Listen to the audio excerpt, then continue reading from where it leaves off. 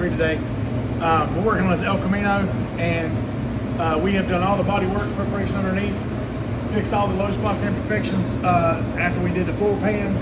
Everywhere we welded, and you can see everywhere you welded and everything, we cleaned all that up and put fiberglass in it.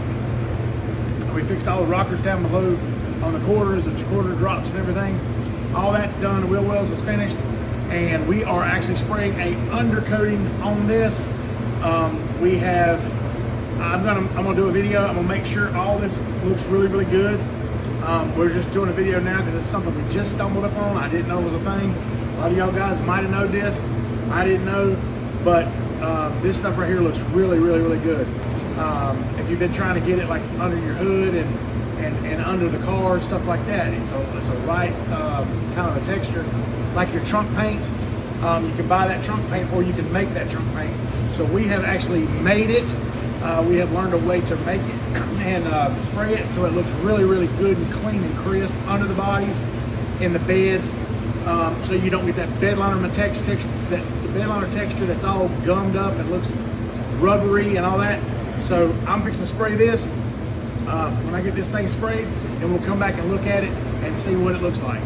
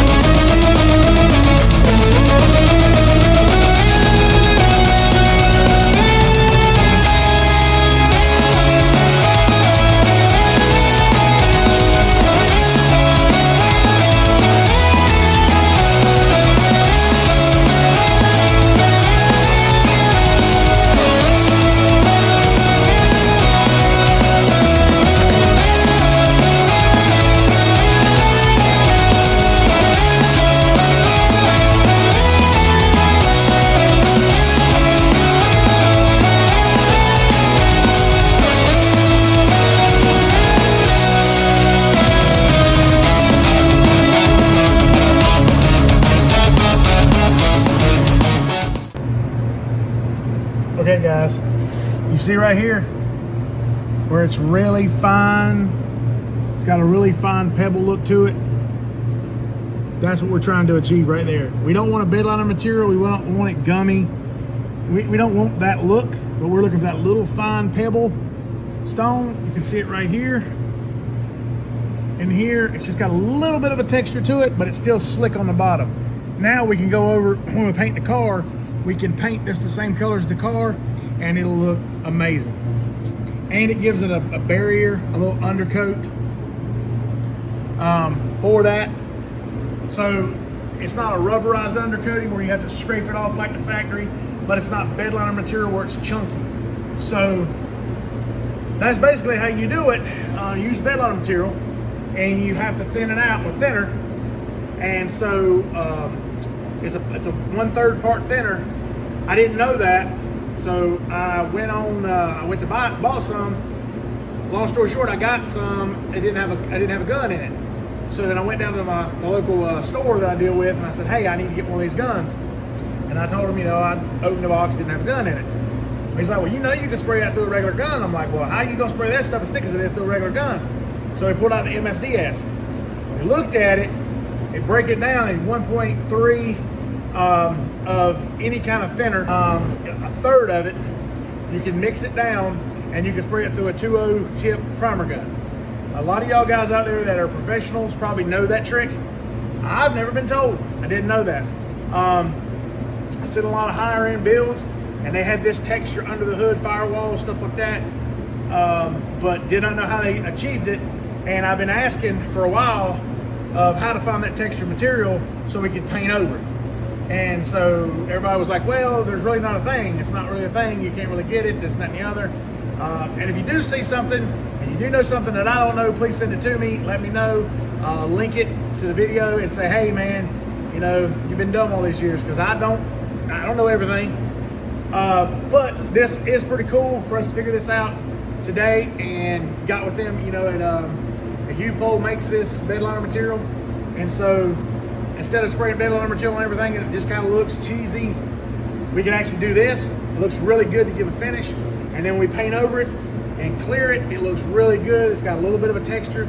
But again, we're not slick shine on the bottom of the car. Some of them we do, some of them we don't, depending on how rough they are. This has a lot of curves in it. It's factory floor pans. We're not putting a factory aftermarket frame under it or nothing. So this one's just going to get a really nice clean job underneath, and we marry it back to the frame. The frame will be nice and glossy. The bottom, match right to the car, and then the paint job on it's going to be great. And so this will be a really good build. And then it's attention to detail. I will tell you that you need to have it on a rotisserie if you're going to do this, because you can probably do it on your back on a lift with the frame in it, but you're going to shoot around stuff, and it's not going to get good coverage and all. This car was sandblasted. Completely took the bare metal. We brought it back in. We fixed all the rust holes, fixed all the rust spots on it, new metal in it, and then we put new floor pans in it. We skimmed all the welds as we ground the welds back. We skimmed all our welds nice. We got that slick back, and then we two-parted epoxied on both parts of that, and then we sprayed this on here. This stuff will stick to bare metal. It says it at MSDS. I really don't know how well it does, but again, we sprayed this on some of the bare metal. There was some epoxy around it with the spots that we encased. We didn't want no flash rust to come back through where that was well, but basically everything that was bare metal on the bottom of it, we sprayed right over top of it. We're gonna see how good it holds up. These cars, they're ever how old they are, 30, 40, 50 years, and they had some kind of coating like this underneath them to begin with, and they lasted underneath. We're finding a lot more rust inside trunk areas, the drops, stuff like that, but basically on the flat metal, don't see a lot of it. Of course, all the edges, everywhere that we got a place that water can get in, we're gonna seal off. This is not the material for that. But again, I just wanted to share this with you. Thought it was cool. Start looking at, doing it on more builds. I think it's nice, but I do appreciate y'all following along on these builds. Stay tuned for this build as we keep going. We will do a bed liner material in the bed liner. Probably not as fine as this, but not as coarse as bed liner. Probably do that inside the cab also. We'll get all that done. And we'll do roof deadening to keep this thing from tin canning. But stay process on this. This build right here is up. We're working on it, trying to get trying to get this car put back together. The frame's done. So we're looking at, get kind of excited, man, when it get to this stage. We try to marry them back together and start putting wiring in them and all. But stay tuned for this build, El Camino 1970.